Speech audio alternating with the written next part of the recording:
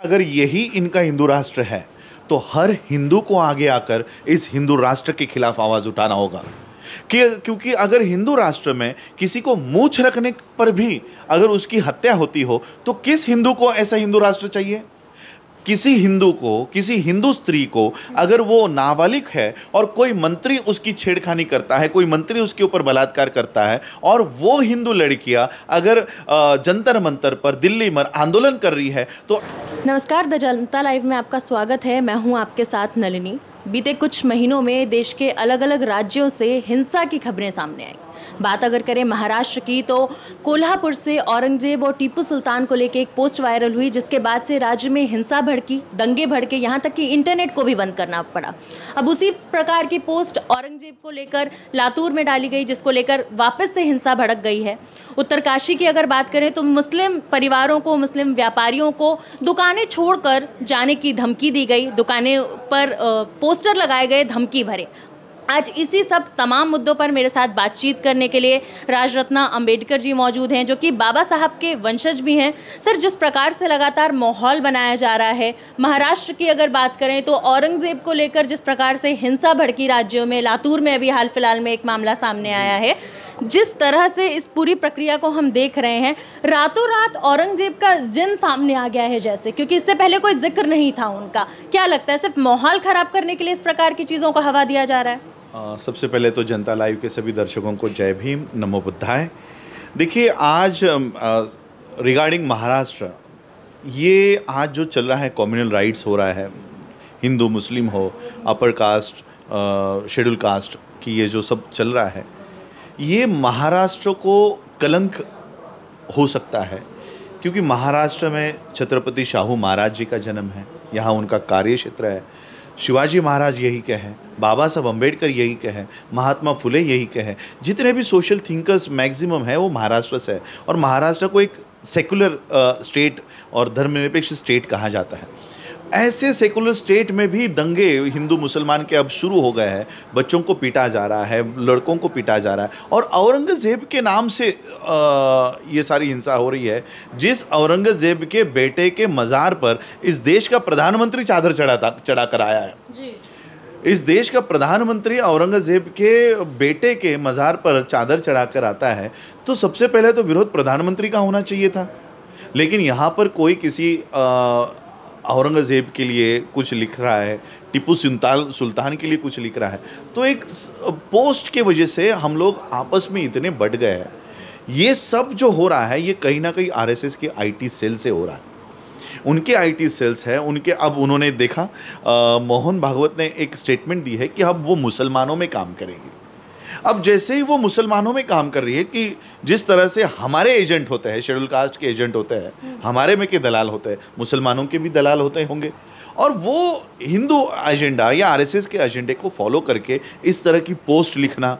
कई सारे अकाउंट्स तो ऐसे हैं जहां पर आरएसएस के ही लोगों ने मुस्लिम नामों से, शेड्यूल कास्ट के लोगों के नामों से फेसबुक पेज बनाए हुए हैं, इंस्टा पेजेस बनाए हुए, और वहाँ से ये बातें चलती रहती है। तो ये सिर्फ इसलिए है कि देश के लोग अपने असली मुद्दों से भटके और वो रिलीजन के ऊपर, कास्ट के ऊपर एक दूसरे से लड़ते रहे, महापुरुषों के नाम के ऊपर एक दूसरे से लड़ते रहे।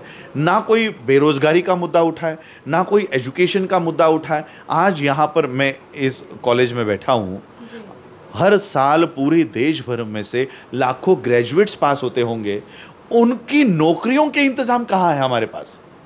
आज देश के लोग नौकरियों के बारे में ना पूछे, करप्शंस के बारे में ना पूछे, बलात्कार के बारे में ना पूछे, हमारे दिल्ली में चल रहे आंदोलनों के बारे में ना पूछे, इसलिए उनको औरंगजेब, शिवाजी महाराज, इनके मुद्दों में भटका कर रखा गया है। ये देश के लोगों के, और ख़ासकर महाराष्ट्र के लोगों ने समझ जाना चाहिए कि ये डाइवर्ट करने के लिए ये इश्यूज़ आज रेज किए जा रहे हैं। सर, आपने कहा कि डाइवर्ट करने के लिए इस प्रकार के इश्यूज को रेज किया जा रहा है, वहीं आपने आरएसएस का भी जिक्र किया।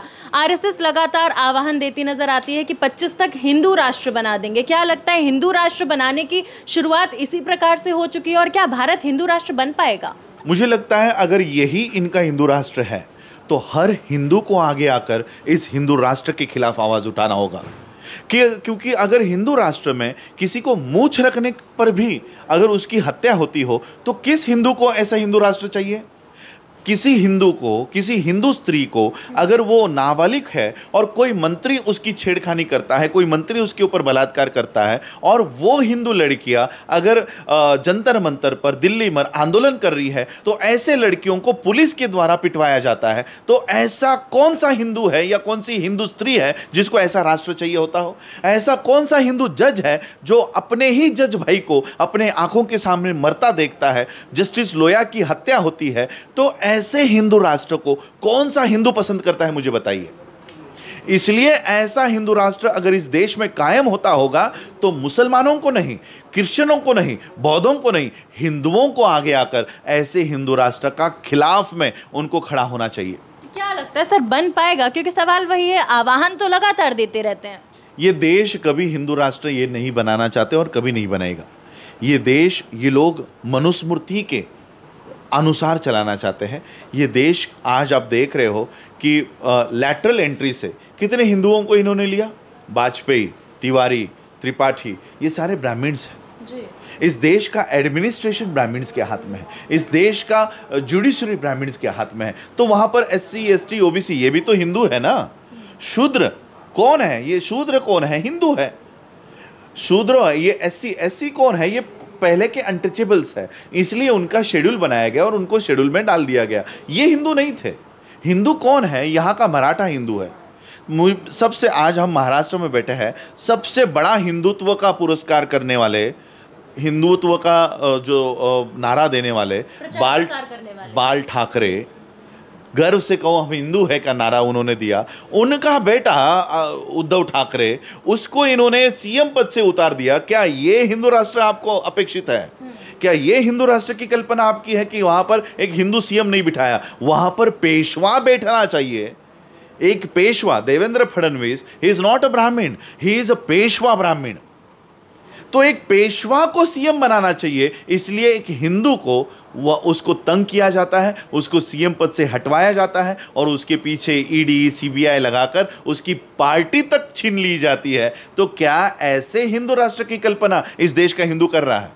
देवेंद्र फडणवीस का आपने नाम लिया है सर, वो भी एक बयान देते नजर आए औरंगजेब वाले मामले में, कहते नजर आए कि ये रातों रात औरंगजेब की इतनी औलादें कहाँ से पैदा हो गई, इस तरीके का बयान उन्होंने दिया।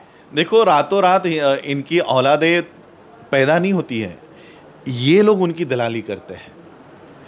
उस समय भी आप पूरा इतिहास निकाल लो, ये मुगलों को बुलाने का, आमंत्रण देने का, हमारे ऊपर राज करने का आह्वान किसने किया था?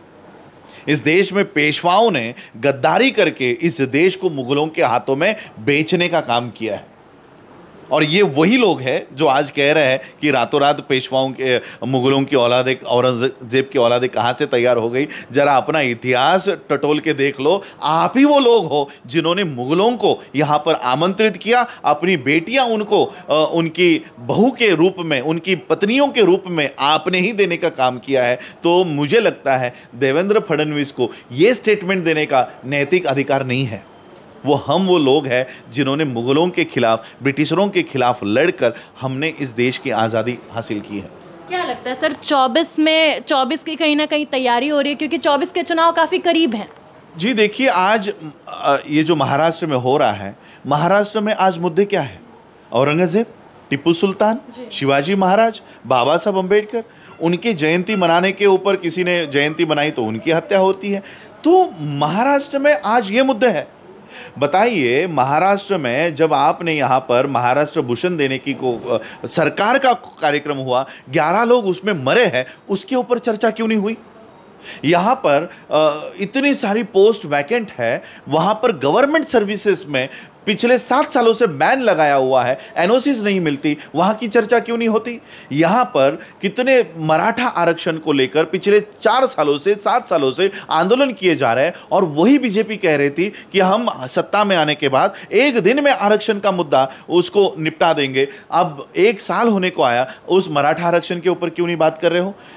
स्टेट ट्रांसपोर्ट के कर्मचारी इतने दिनों से हड़ताल के ऊपर बैठे हुए थे जब शरद पवार, उद्धव ठाकरे की गवर्नमेंट थी। अब अचानक से इनके सारे प्रॉब्लम सॉल्व हो गए। कहाँ पर हैं ये लोग? ये लोग कहाँ चले गए? एक रात में इन्होंने सारे मुद्दों को डाइवर्ट करके शिवाजी महाराज, औरंगजेब और टिप्पू सुल्तान को आगे लेकर आकर सारे प्रोग्रेसिव मुद्दों को, जहाँ से इस देश के किसानों का, इस देश के कर्मचारियों का, इस देश के स्टूडेंट्स का मुद्दा था, वो गायब हो गया और औरंगजेब और टिप्पू सुल्तान खड़े हो गए। क्या लगता है 24 में इन्हीं मुद्दों पर चुनाव लड़ेंगे? मेरे ख्याल से इनके पास दूसरा मुद्दा है नहीं। जब बीजेपी के पास, आरएसएस के पास कोई मुद्दा नहीं होता, तब ये लोग देश के ऊपर, पाकिस्तान के ऊपर, धर्म के ऊपर, इसी मुद्दों के ऊपर ये लोग चुनाव लड़ते हैं। आज पुलवामा के अटैक के ऊपर कोई क्यों नहीं बात कर रहा? जबकि आपका ही आदमी ये सारा बयान दे रहा है कि आपने क्या किया है, उसके ऊपर आज कोई भी इसके ऊपर जवाब नहीं दे रहा। इनके ऊपर आज प्रधानमंत्री कितने सारे प्रेस कॉन्फ्रेंसेस कर रहे हैं और कितने जवाब दे रहे हैं, उसके ऊपर कोई ये नहीं है। आज जो शिंदे गवर्नमेंट यहाँ पर एस्टैब्लिश हो चुकी है, किसी को प्रोटोकॉल नहीं है, कोई यहाँ पर काम ही नहीं चल रहा। यानी इनका सिर्फ प्रचार करने का काम चल रहा है, सिर्फ सभाएं लेने का काम चल रहा है। कभी मंत्रालय में बैठो, आपके फाइल्स पेंडिंग है, उसके ऊपर काम करो, उसके ऊपर कोई काम नहीं हो रहा, कोई डिसीजंस नहीं हो रहा है, और सिर्फ ये मुद्दे आगे लाकर 2024 की ही लड़ाई ये लोग कर रहे हैं। तो सर, क्योंकि शुरुआत में मैंने जिक्र किया कि मुस्लिम लोग जो हैं उत्तरकाशी में लगातार पलायन कर रहे हैं, उनको जिस प्रकार से धमकी दी जा रही है, आप उन लोगों को क्या मैसेज देना चाहेंगे? देखिए, मैं इस देश के सिर्फ मुसलमानों को ही नहीं, मैं पूरे देश को मैसेज देना चाहूँगा कि कोई भी ताकत इस देश में आए, हम ऐसे नहीं कि पहली बार गुलाम हुए थे जब ब्रिटिश इस देश पे राज करने आए, उससे पहले भी हम लोगों ने बहुत सारी लड़ाई लड़ी है। तो ये हमारे लिए कुछ नहीं है। मोदी, शाह, ये हम जिनके सामने हमने लड़ाई लड़ी है, इनके कंपैरिजन में ये लोग कुछ नहीं है। इस देश के किसी भी नागरिक को कोई भी अपना घर छोड़ने की ज़रूरत नहीं है। मैंने आज मुसलमानों का किस्सा है, उसी 6 महीने पहले हमारे बौद्ध शेड्यूल कास्ट के लोग अपना गांव छोड़कर अलग अलग गांव में जा रहे थे। मैंने उनको तभी भी मैंने उनको यही मैसेज दिया कि अपना गांव डर के मारे छोड़ने की कोई ज़रूरत नहीं है। मुसलमानों को भी अपना गांव, अपना शहर, अपना राज्य डर के मारे छोड़ने की ज़रूरत नहीं है। ये देश हमारा है, यहाँ की मिट्टी हमारी है, यहाँ की मिट्टी के लिए हमने आज़ादी प्राप्त करने के लिए हमने खून बहाया है। इसलिए ये देश छोड़कर जाने की कहीं ज़रूरत नहीं है। अगर वहाँ जाओगे, वहाँ से भी पलायन करना पड़ेगा, और इसलिए अपना देश सुरक्षित हाथों में लाने के लिए हम लोगों को इकट्ठा होना पड़ेगा।